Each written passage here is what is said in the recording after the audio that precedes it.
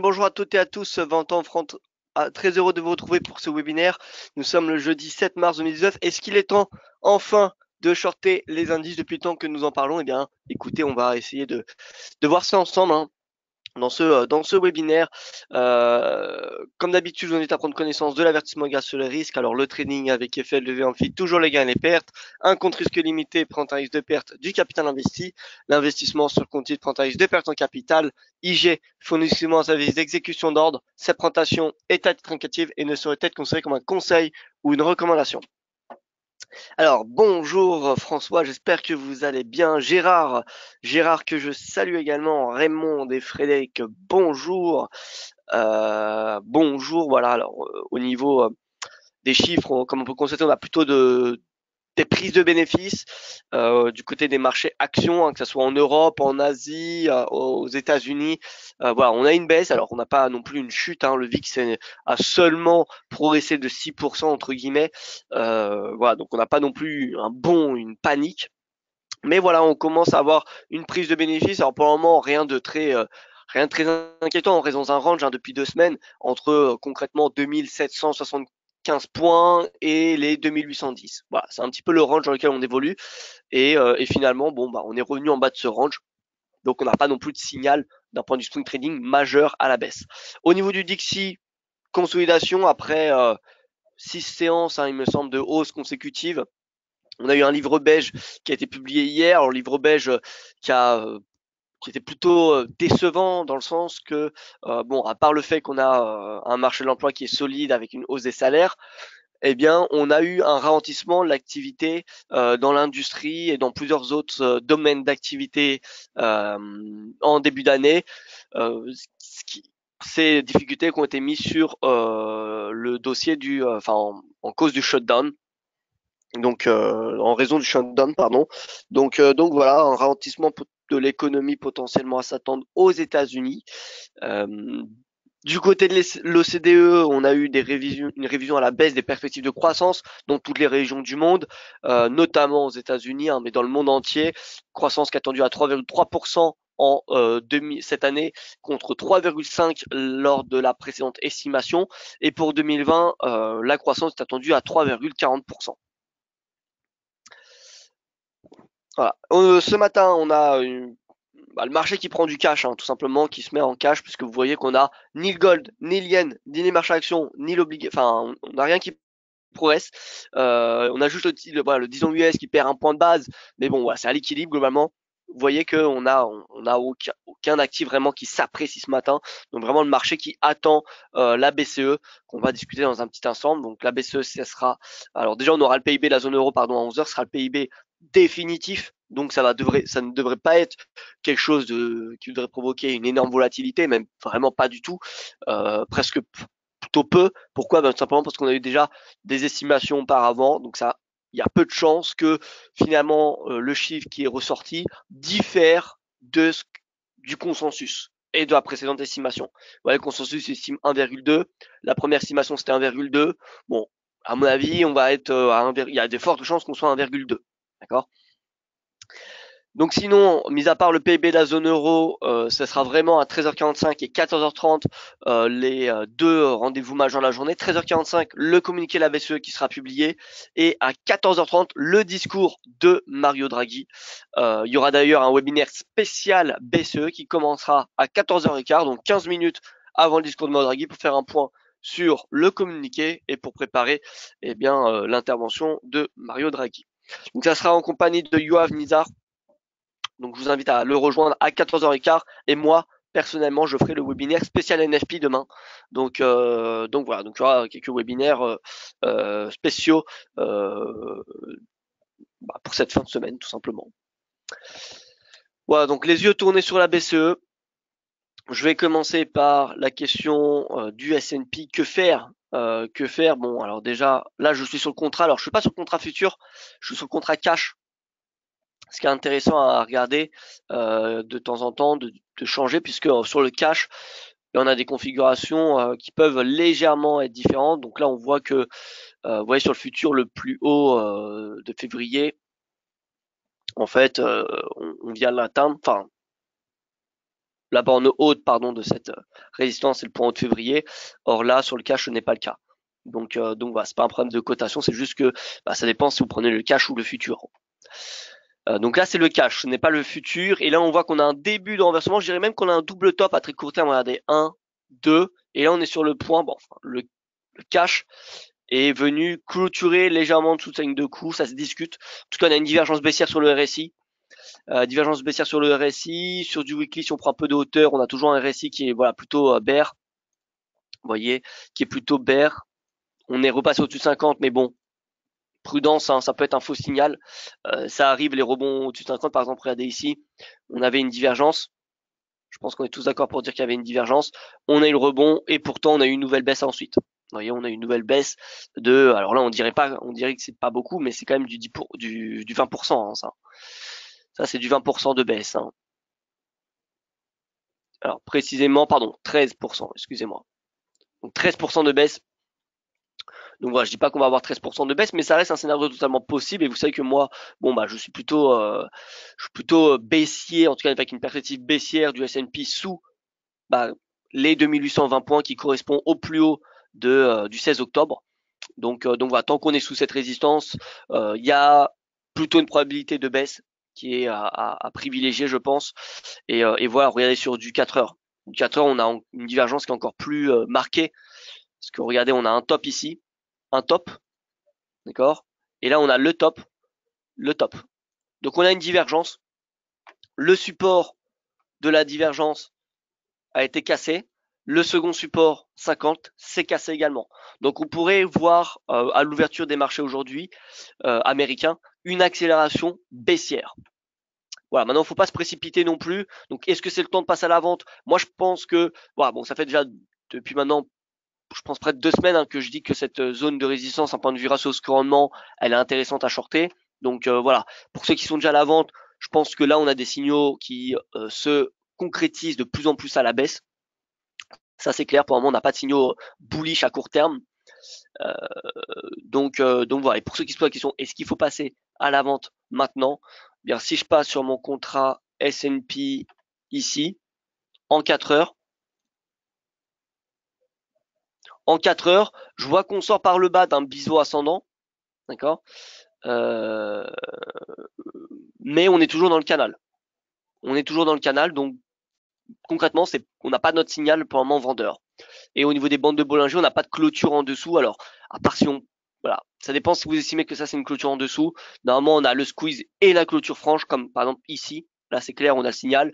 Ça, voilà, c'est clairement à remettre en question ce type de ce signal-là. Donc, pour les traders défensifs, je pense qu'il faut encore un petit peu attendre. Je pense qu'il faut un petit peu attendre davantage de confirmation. Un nouveau plus bas serait de court terme, serait un bon signal baissier. Et les perspectives de baisse, bien écoutez, ça sera un retracement de 38% de cette baisse dans un premier temps, donc c'est-à-dire vers les 2629 points. Voilà, ça serait le premier objectif baissier. Le premier. Voilà, donc je ne sais pas ce que vous en pensez, si vous êtes à l'achat, si vous êtes à la vente, n'hésitez pas à me le dire pour qu'on puisse en débattre. Hein, c'est toujours plus intéressant quand on échange les points de vue constructifs, bien évidemment. Donc voilà. Alors au niveau du SSI, qu'est-ce que nous dit le SSI? Le sentiment index. Sentiment index, voilà, c'est le seul problème, c'est que l'analyse contrarienne, elle est haussière. C'est-à-dire que pourquoi elle est haussière? Bien parce qu'on a 75% de vendeurs. Donc ça, c'est le seul point un peu négatif pour le S&P 500 et pour notre signal baissier, enfin pour notre scénario baissier, puisque en fait la plupart des gens sont baissiers. 3 quarts 3 personnes sur 4 sont vendeurs sur S&P 500. Or normalement l'analyse contrarienne, soit pour les particuliers ou même pour les voilà pour n'importe qui, hein, pour l'analyse contrarienne, c'est pas valable que pour les positionnements des particuliers. Hein. Pour ceux qui se posent la question, oui, mais c'est parier contre les particuliers, c'est parier. L'analyse contrarienne est valable pour tout. Hein. Faut savoir que c'est valable même pour les professionnels. Quand on a des consensus extrêmement vendeurs, il y a des études qui montrent que c'est préférable. Il y a plus de chances qu'il rebondisse cet indice plutôt qu'il continue à baisser. Enfin, l'indice ou l'actif en question. Donc voilà. De toute façon, tout ce qui est bearish, tout ce qui est dans l'excès, quand il y a de l'euphorie dans les médias, quand ça commence à parler des marchés financiers, comme quoi c'est le meilleur placement, enfin, vous voyez, quand c'est tout vert, quand ça semble tout vert, bah, c'est le moment de s'inquiéter. En fait, quand il y a de l'euphorie, c'est le moment de s'inquiéter. Quand le marché s'inquiète, c'est le moment de y aller, quoi, tout simplement. C'est là où, les meilleures opportunités sont faites.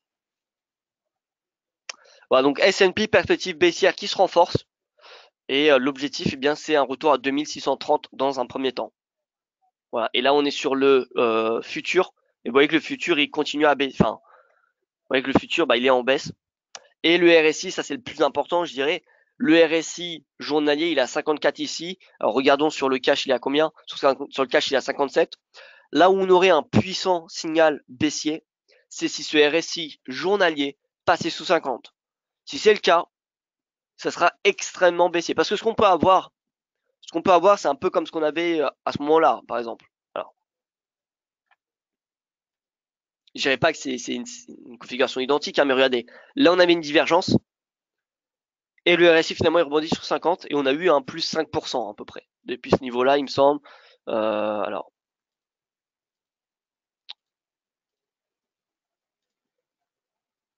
on a eu au moins du plus 5%, oui.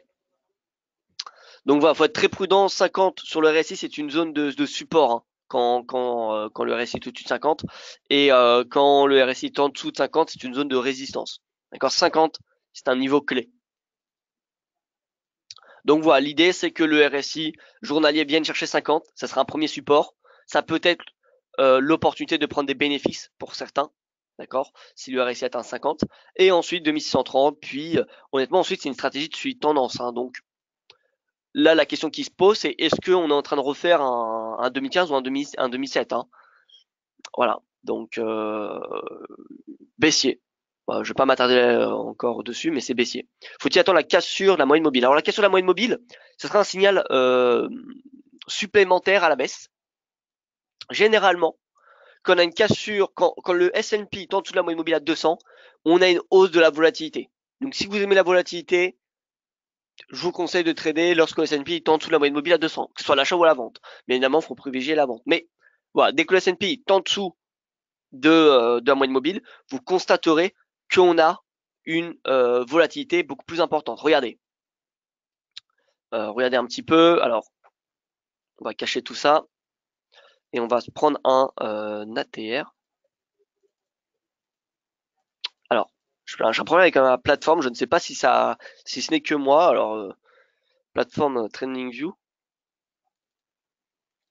Ouais, je clique sur l'indicateur. Il n'y a pas d'indicateur qui s'ouvre. Alors, voilà. ATR. ATR pourcentage.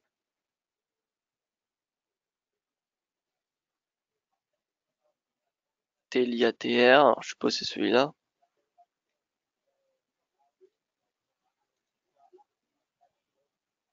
Bon, je vais passer sur Pro Time, hein, ça sera, au moins je sais mon indicateur, je le connais. Alors regardez un petit peu la moyenne mobile, on va même mettre pour le coup un remplissage, ça on va faire les choses proprement. Hop, voilà, un beau remplissage, vert rouge.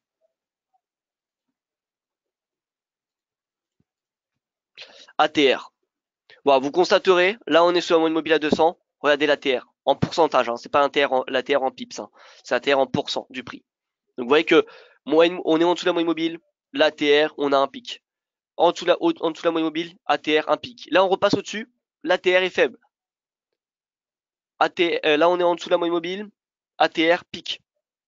Bien évidemment, là, on était extrêmement élevé, donc on a une chute importante, c'est pour ça qu'on a eu une hausse de l'ATR.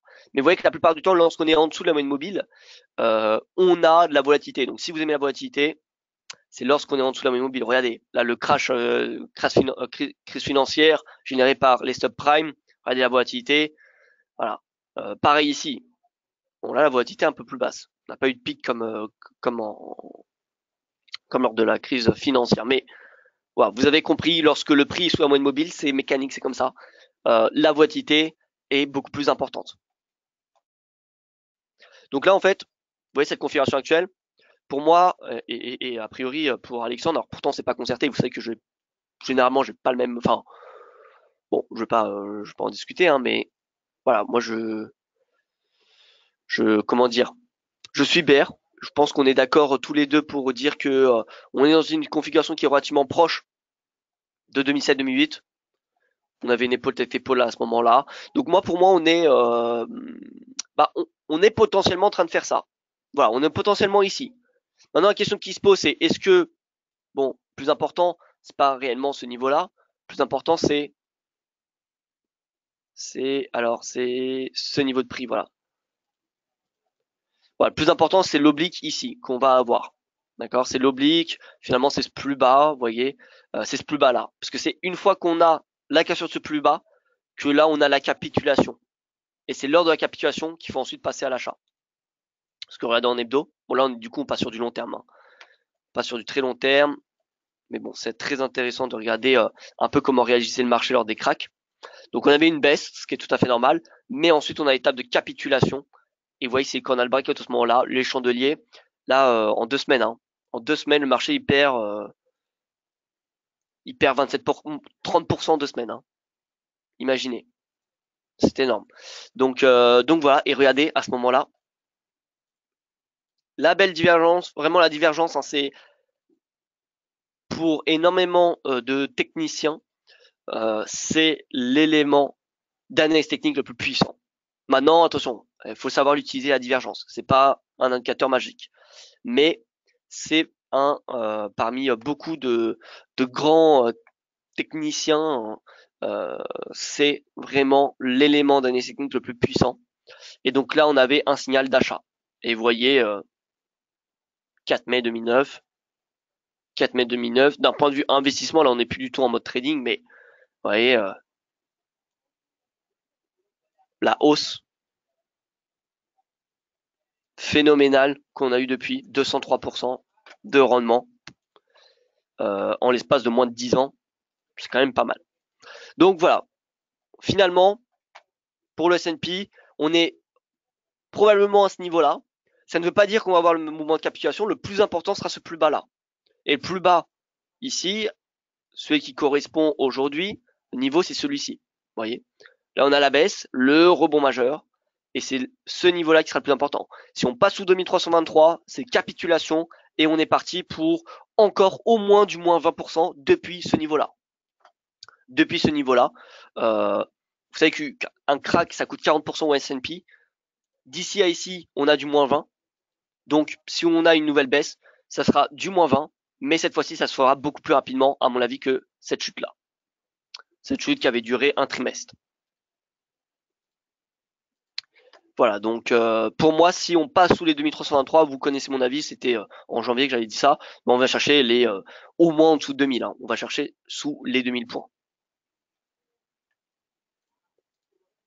Voilà, donc pour le moment, c'est baissier, et c'est pour ça que je pense, là, pour ceux qui passent à la vente ou qui sont vendeurs, je pense que après c'est à vous de voir, hein, mais ça peut valoir le coup de tester, de pas vraiment utiliser de take profit. Après c'est chacun sa stratégie, mais dans l'idée c'est que euh, imaginez demain le S&P, enfin demain, dans un mois le S&P est revenu à ce niveau de prix là et que vous avez clôturé tous vos bénéfices, je ne sais pas moi, à 2700 points. Imaginez un petit peu, je dirais pas le dégoût, mais vous pouvez avoir un rendement exceptionnel. Il ne suffit pas de 100 trades à l'année pour être gagnant sur les marchés. C'est pas le nombre de trades qui va vous déterminer si vous êtes gagnant ou perdant. Un trade peut littéralement changer la performance de votre année. Donc là, il y a des possibilités. Je dis pas qu'il y a des grosses perspectives baissières jusqu'à les 1829. Je dis pas qu'on va forcément avoir un crack, mais vous connaissez les indicateurs pour les habitués de mon webinaire, différents indicateurs macro qui sont assez alertants. La tension sur le taux de chômage, qui dans le passé fut le point haut des marchés financiers. On a un ralentissement de l'économie mondiale. Si l'économie américaine tombe en récession, eh bien, on a un crack la plupart du temps. La courbe des taux assez basse. Donc, voilà, on a un tas d'indicateurs quand même qui c'était pas le cas en 2015. Ce n'était pas le cas en 2015. Donc, voilà, à chacun de faire son analyse, mais je dirais que la perspective d'un crack n'est pas du tout à exclure. Un moins 30% depuis les prix actuels, d'ici un an, c'est pas du tout à exclure, hein. C'est possible. Maintenant, c'est pas quelque chose que je préfère privilégier pour le moment parce que, voilà, en termes de probabilité, je pense que il faut encore des catalyseurs négatifs.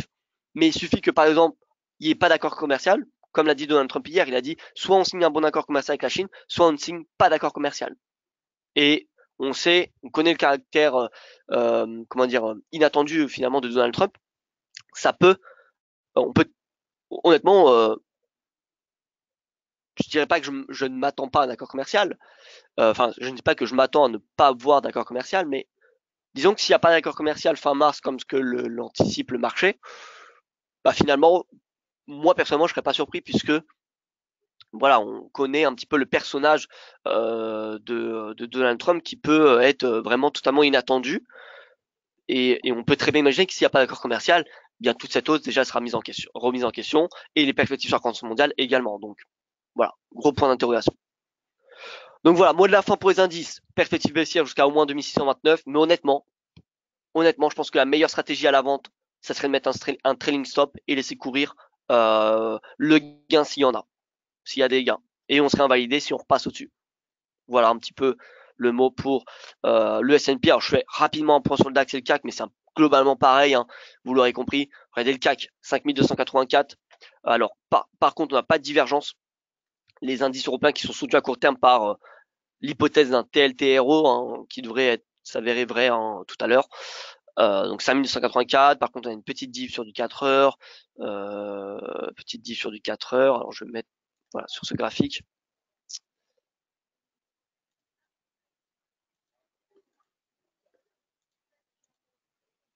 Voilà, divergence, on reste dans un canal, mais bon, un retour dans un premier temps à 5002 me semble envisageable. Et si on sort du canal, bah on va chercher, voilà, pareil, trailing stop à la baisse, premier objectif sera 5000, puis 4900, etc., etc. Et au niveau du DAX, ensuite je passe au Forex. Au niveau du DAX, c'est pareil, on voit que le marché a du mal à dépasser finalement les 11 600. Hein. On a eu quelques voilà, débordements, mais on n'a pas eu non plus de breakout majeur. Pour le moment, c'est de la consolidation. Vous voyez, depuis le début de la semaine, on a gapé jeudi, vendredi à la hausse, mais depuis, on reste dans des niveaux assez serrés. Et là, on gap jeudi, on gap à la baisse. Alors, d'accord, on gap à la baisse. Bon, les gaps sont généralement comblés, surtout les petits gaps, vous les savez, vous connaissez. Donc voilà, un retour au prix de clôture de la veille à 11 576 me semble clairement envisageable à court terme, en intraday. Mais voilà, le S&P plafonne. J'ai du mal à voir les indices européens continuer à progresser longtemps. C'est même, il me semble, du jamais vu. Hein. Enfin, ça n'existe pas, il me semble. Il me semble, en tout cas, ça fait très très longtemps qu'on n'a pas vu ça, de voir les indices européens progresser sur une longue période sans les indices américains. Ça a dû exister, hein, bien évidemment, mais on va dire dans ces dernières années, il me semble pas. Ou alors ça a peut-être duré 1 à 2 semaines. Voilà. Sauf que là, ça fait 2 semaines que le marché américain consolide et le marché européen est en hausse. Voilà, donc au niveau du FX maintenant, alors on va commencer par le DXY. 96,38, DXY, hop. Voilà, alors DXY, qu'est-ce qu'il fait? Alors, ouais, breakout de l'ancienne ligne de coup qui sert dorénavant de support. Je réitère mes propos de hier, c'est-à-dire que voilà, le DXY, là on est sur du 4 heures, vous voyez qu'il s'approche. Alors, on n'est pas proche des plus hauts de 2018, mais en tout cas, par rapport à la situation du dollar il y a une semaine, ouais, il y a une semaine, on était plutôt dans la tranche inférieure. D'accord, si on devait couper le graphe en deux, on se met en journalier sur une année. Oui, donc sur une année, on était quand même, pardon, au-dessus. Donc là, vous voyez, comme on en avait discuté hier, plus on s'approche de cette zone, plus le ratio risque-rendement s'améliore pour spéculer la baisse du dollar. Pourquoi on viendrait spéculer la baisse du dollar alors que les États-Unis ont des chiffres macro meilleurs que les autres pays, bien tout simplement parce que eh bien ceux des États-Unis ont plus de chances de décevoir. Hein. Là, le marché il est plutôt assez pessimiste quand même hein, sur la zone, sur l'Europe, que ce soit Royaume-Uni, zone euro, etc. Avec l'absence d'avancée vraiment notable sur le Brexit. Bref, les consensus sont assez pessimistes. Donc, de toute façon, c'est des consensus pessimistes. Il y a plus de chances qu'ils soient surpris positivement. Alors qu'aux États-Unis, bon, les chiffres se dégradent. Les consensus sont de plus en plus déçus. Hein. Enfin, oui, par rapport au consensus, c'est de plus en plus décevant. Il suffit de regarder l'indicateur Surprise Index de Citi des États-Unis et vous verrez que cet indice a chuté. Il a chuté ces 2 dernières semaines. Donc voilà, DXY, moi je chercherai des signaux vendeurs du DXY proche de cette zone de prix 96,60, 97, voilà, ça serait extrêmement intéressant. Extrêmement intéressant. Donc là en 4 heures, bon, il y a pas de signaux baissiers, hein, RSI qui est flat, mais il est pas baissier. On est au-dessus de la moyenne mobile à 20 périodes, au-dessus de la moyenne mobile à 200. Bon là, il y a pas de vente à faire, hein, je pense. Donc au niveau de l'euro-dollar, 1,1312, ça va beaucoup dépendre de la BCE en intraday. Vous savez qu'à long terme, 1,13 c'est un niveau qui me semble intéressant d'un point de vue ratio risque-rendement. Là, en intraday, voilà, c'est consolidation totale. Hein. Consolidation totale. C'est la même chose pour les autres devises, hein, l'USD yen, regardez, l'USD yen, ça consolide dans un range, le GBP, alors le GBP on avait parlé d'un retour à 1,31, moi je pense qu'on peut aller chercher encore le bas du canal, hein, avec un peu de patience. Avec un peu de patience, on peut revenir chercher les 1,30 ou au moins 1,3050. J'en avais parlé. Donc voilà, avec un peu de patience, on attend. De toute façon, on n'a pas de signaux haussiers pour le moment. Regardez, hein, le GBP, enfin le RSI, là, on a un rebond du RSI, mais il est toujours sous 50. Vous voyez, encore une fois, RSI, 50, ça fait office de résistance. En une heure, c'est pareil, on n'a pas de signaux haussiers. Nous n'avons pas de signaux haussiers.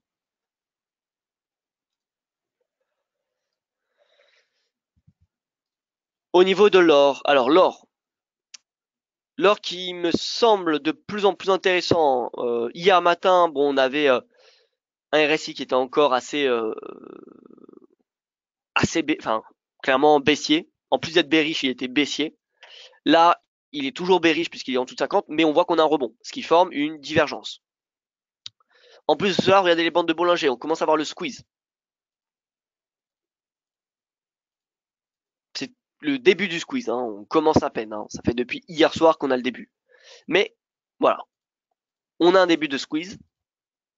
Et donc, on attend que le RSI passe au-dessus de 50, c'est la condition vraiment obligatoire pour voilà, envisager un rebond de l'or, un pullback à 1300.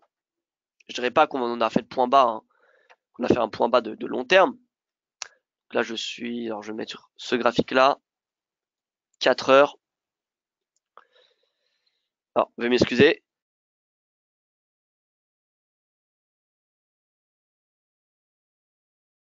Alors, c'est bon, excusez-moi, j'avais besoin d'éternuer. Alors, donc, l'or, voilà, donc dupliquer. Ah, donc je vous invite vivement à regarder un 50 hein, sur le RSI, c'est un niveau clé. Hein. C'est plus important que 70 ou 30. Hein. 50, c'est vraiment très très important. Si vous tradez les divergences. Si vous tradez les divergences, c'est le plus important. Moi, je suis sorti des US, même si, comme le dit l'adage, il faut attendre le mois de mai pour vendre le S&P. Alors voilà, c'est l'adage. L'adage n'a pas fonctionné l'année dernière, mais je suis sorti des US. Alors, sorti de l'achat ou sorti des positions short. Voilà.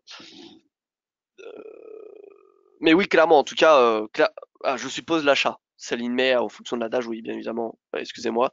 Donc oui, vous avez, je pense, eu en tout cas raison de déboucler au moins une partie de votre position au vu de l'analyse technique du S&P 500 qui plafonne depuis 2 semaines. Donc oui, c'est intelligent, je pense, d'avoir débouclé au moins une partie de la position.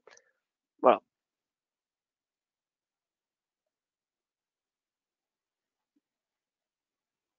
Je suis en short sur le S&P, nous dit Frédéric. Bien écoutez, très bien, très bien. Écoutez, j'espère que de toute façon le scénario va s'avérer bon, hein, juste. Ça fait longtemps quand même que je l'attends, donc voilà. Alors l'or. Voilà, donc l'or, comme je le disais, il y a une divergence, mais vous voyez que le RSI 14, bon, le RSI cette période, il est relativement proche de 50, mais le RSI 14, il n'y est pas. Il n'est pas proche de 50 pour le moment. Donc, on est très loin je dirais, d'un rebond majeur de l'or pour le moment. La divergence peut continuer à se creuser.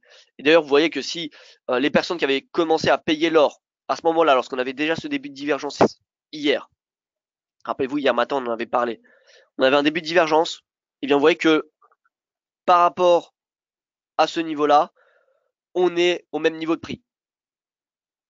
Et rien ne nous dit qu'on va avoir, vous voyez là, donc depuis la divergence c'était à ce moment-là, premier creux de la divergence, c'est le plus bas du RSI à ce moment-là. Rien ne nous dit que le prix va tendre vers ce support, que le RSI va tendre vers 50, et c'est au moment où le RSI va dépasser 50 qu'on va avoir le rebond. D'accord?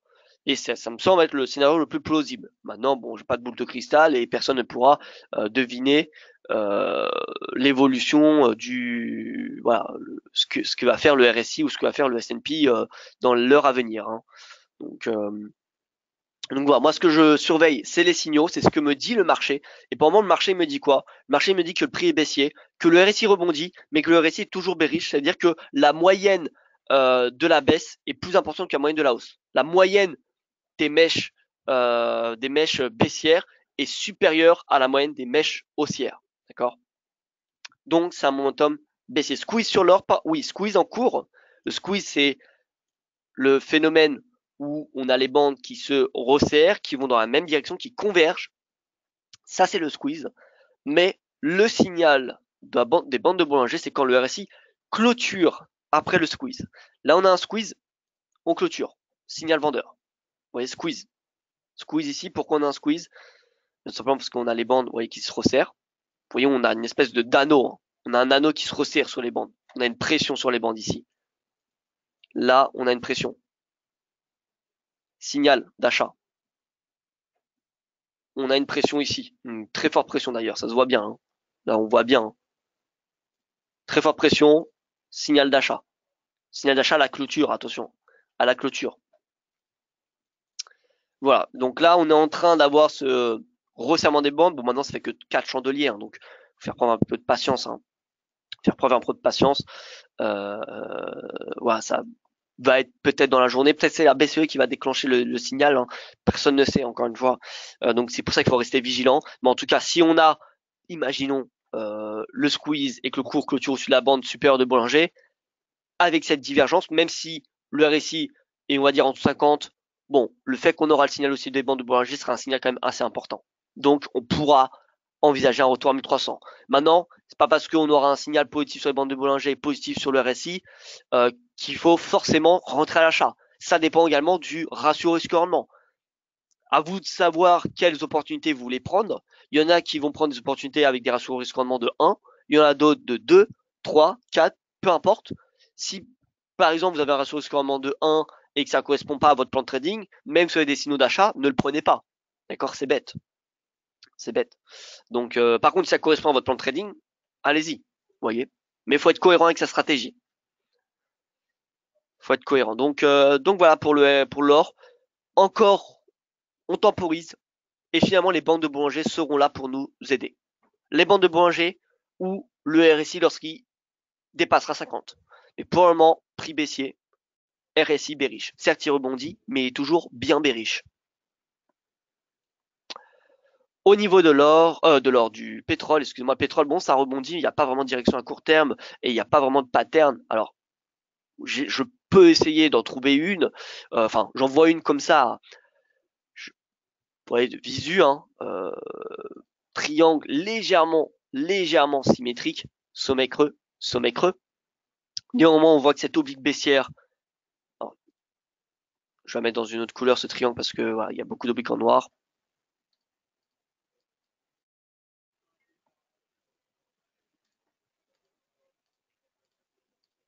On voit que l'oblique baissière a une pente beaucoup plus importante que l'oblique haussière. Donc c'est-à-dire que la pression vendeuse devient plus importante. Je passe sur ce graphique. Devient plus importante. Donc voilà, à surveiller. En fait, ça ressemble beaucoup plus à un triangle descendant. Vous voyez, c'est un triangle symétrique, mais ça se confond avec un triangle descendant.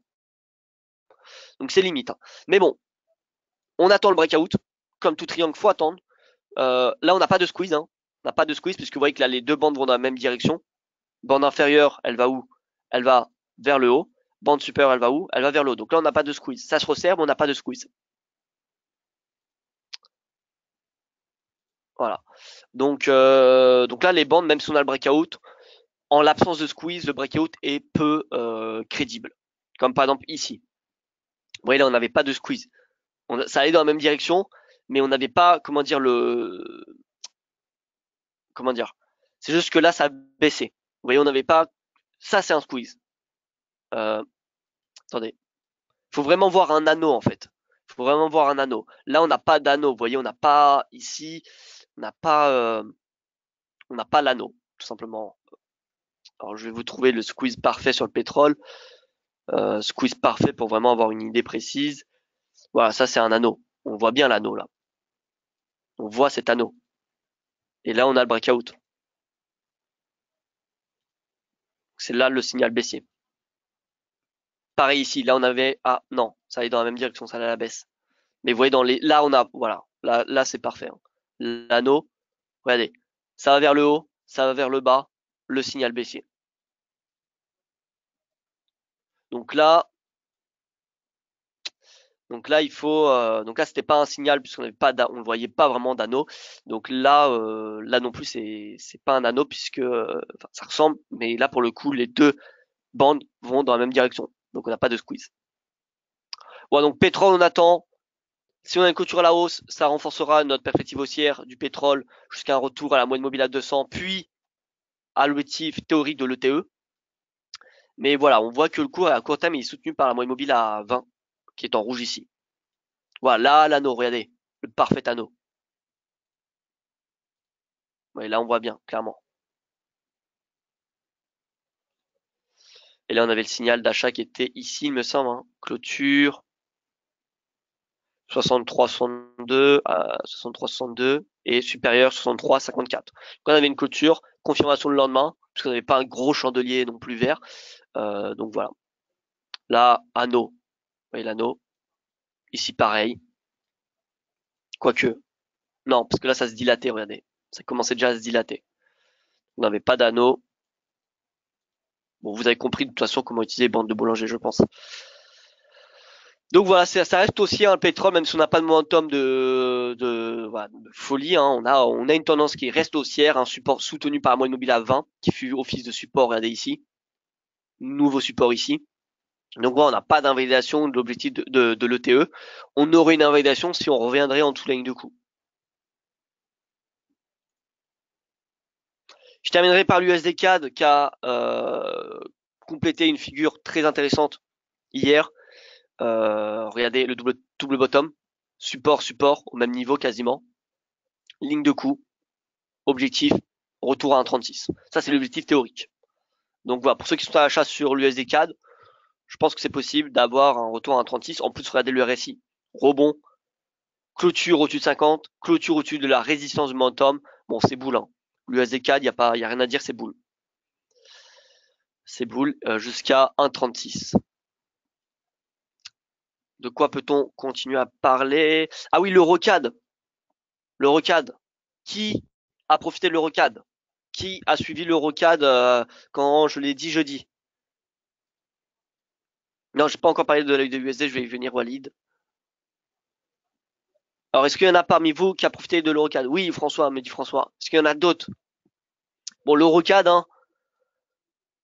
Bon, malheureusement, moi, je me suis fait sortir à cause d'une mauvaise gestion de stop. Voilà, j'étais rentré à ce moment-là. Alors, presque en haut. Presque en haut, hein. Donc, je vais mettre là. J'avais mis mon stop en dessous ce plus bas. J'avais visité entre celui-ci et celui-ci. Avec celui-ci, j'avais un meilleur ratio de rendement. J'avais mis quelques pips en dessous de ce plus bas. Finalement, regardez. Hop, chassé et plus 300 pips hein, bah, depuis le point d'entraînement, ça fait quoi? Ça fait 150. Mais voilà, on voit quand même depuis finalement que je me suis fait chasser, ce qui est très dommage, plus 260 pips. Donc voilà, bon, l'Eurocad, la perspective, hein, elle reste haussière. Hein. Perspective, elle reste haussière. Hein. Techniquement, c'est boule. Hein. RSI, on a Patigno contrarien, Patigno vendeur, c'est boule, ça rebondit, c'est haussier, c'est tout ce qu'on aime. L'Eurocad, en plus le squeeze, Ouais, squeeze, comme on en avait parlé lundi matin. Squeeze, avec les bandes, ça baisse, ça monte. On voit l'anneau qui est très très fin, mais il y en a un. Regardez, ici. Hop, breakout.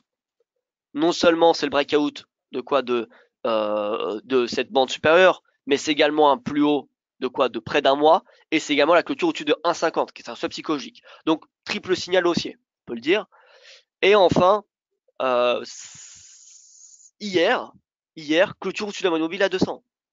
Qu'attendre, qu'espérer de plus, d'accord? Donc voilà, c'est haussier. Et moi, ce que j'anticipais, le scénario de base, c'était qu'on refasse à peu près la même chose, hein, voilà, la même correction que ce qu'on avait eu au printemps l'année dernière. Vous voyez, on avait une baisse, on a vu des signaux un peu similaires avec une divergence, voilà, on avait clôturé au-dessus, le RSI, ensuite on avait une correction de 50%. Donc là, c'est la même idée, c'est qu'on vient de chez les 1,5264, voire même 1,53. Hein.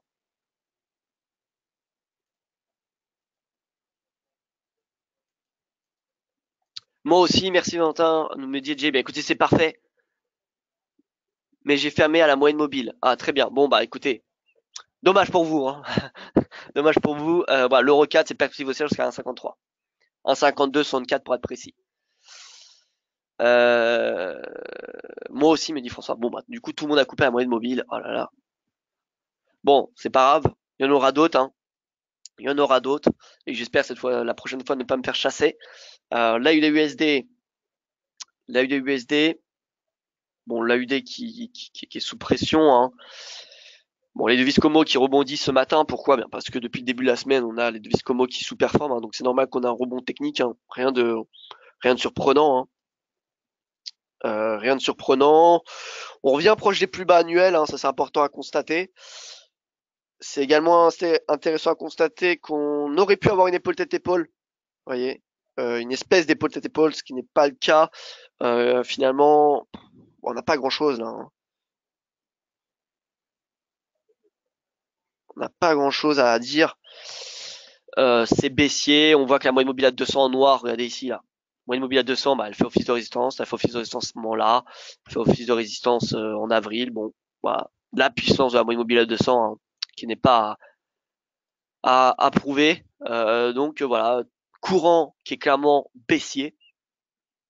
Le RSI, par contre, il n'est pas vraiment directionnel. Bon, il est bearish, mais regardez, ça fluctue beaucoup. Donc, euh, donc voilà, c'est bear.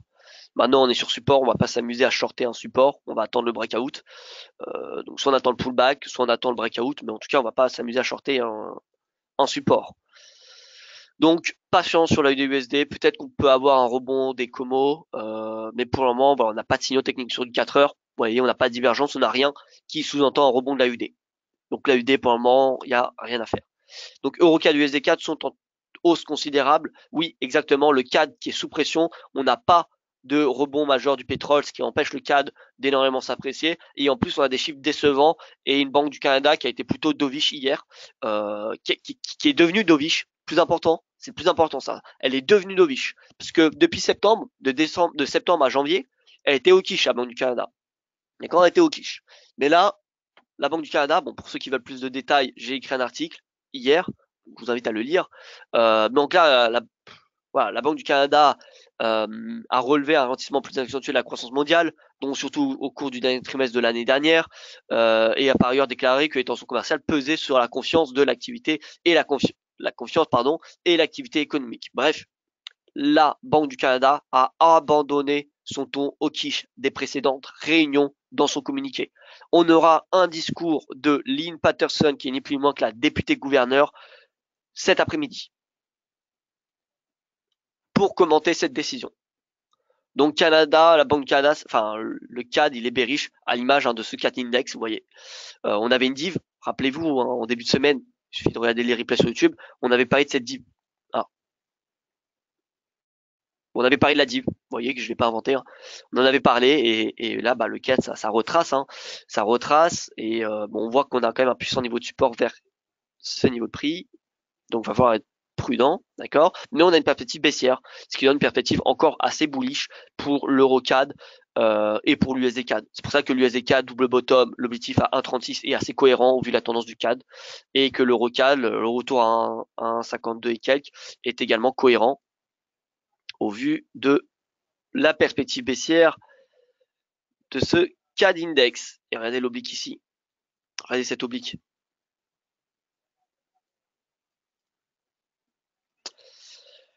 Voilà, donc là, on va chercher finalement le bas de cette zone. Hein. On vient chercher cette zone de prix où là, il faudra faire preuve de prudence.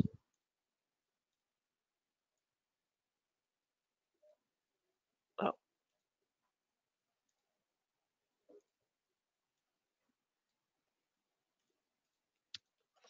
Voilà, donc pour le CAD, à l'inverse, l'euro, regardez l'euro index. Bon, l'euro index, ça va être qui tout double. Hein. Moi, j'ai des perspectives plutôt haussières en raison de l'analyse technique, mais bon, il suffit que ouais, ça dépendra de la BCE. Hein. Faut pas se voiler la face. Donc, l'EuroCAD, l'EuroCAD, pardon. Je suis toujours sur l'EuroCAD. J'ai un traumatisme sur l'EuroCAD, vous voyez. Donc, l'euro index équipondéré, rebond du RSI, qui est en territoire bullish puisque au-dessus de 50, c'est-à-dire que la moyenne des mèches est plutôt à la hausse. Donc, les perspectives pour moi techniquement sont haussières. Qu'est-ce qu'attend le marché cet après-midi au niveau de la BCE? L'annonce d'un TLTRO, même si on ne devrait pas avoir les détails, tous les détails du lancement du TLTRO qui devrait se faire en juin, mais surtout on va avoir une révision à la baisse des prévisions économiques de la BCE.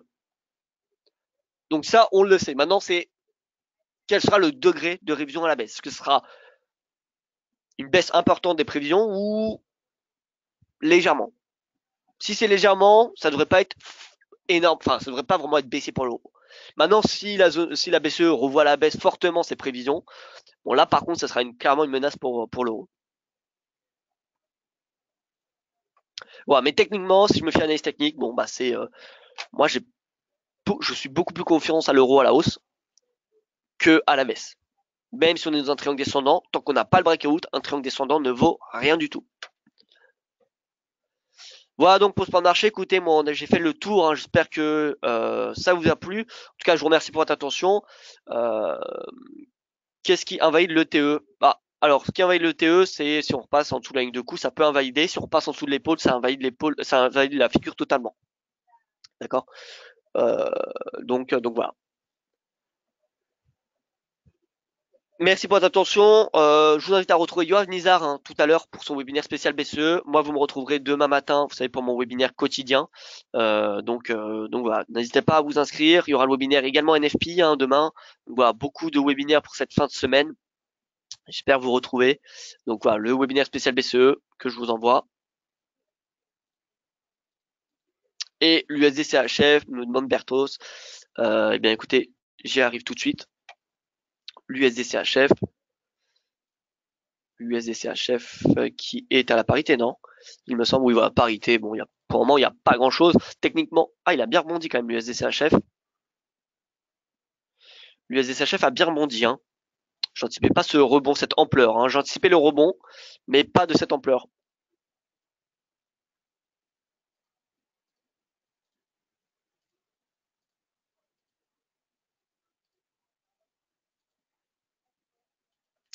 Donc là, 38%, on rebondit.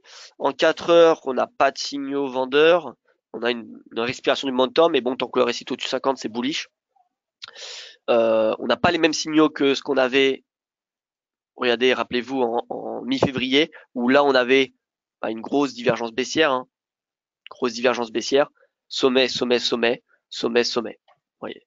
Donc sommet de plus en plus haut sur le prix, sommet de plus en plus bas sur le RSI, validation à ce moment-là. Validation à ce moment-là, vous voyez, à 16 heures.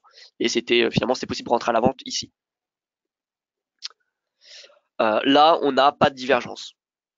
On n'a pas de divergence, donc je pense qu'on a une respiration, on va peut-être avoir une petite baisse, mais finalement, on peut très bien revenir en haut. Voilà, donc l'USD-CHF, c'est boule à court terme. Maintenant, si on se met sur une unité de temps un peu plus longue, moi je constate qu'on est en train de potentiellement de faire une ETE. Alors, faut jamais anticiper une figure chartiste. Je le répète tout le temps, mais bon, je préfère le répéter. Là, on est très loin d'avoir fini la deuxième épaule si on fait une épaule et que on clôture sous cette ligne de coup. Mais là, ça ressemble beaucoup, vous voyez. Ce qu'on fait là, ça ressemble beaucoup à ce qu'on avait connu au dernier trimestre de l'année dernière. Donc voilà, pour le moment, faut laisser le marché faire ce qu'il a à faire, et c'est l'opportunité nous sera donnée à la vente si on a une divergence comme ce qu'on avait eu le 6 novembre, ou alors si on a une cassure à ce moment-là, parce que si on a un repli et qu'on casse cette ligne de coup, on aura une ETE. Mais là, pour le moment, on peut très bien aller remonter jusqu'au sommet de mai 2017 et RBC, où on peut même dépasser et aller beaucoup plus haut, vous voyez. Donc là, il n'y a rien à faire. Au prix actuel, il n'y a rien à faire. On n'a pas de signaux baissiers sur le RSI, on n'a pas de signaux baissiers sur le prix. Donc, wait and see.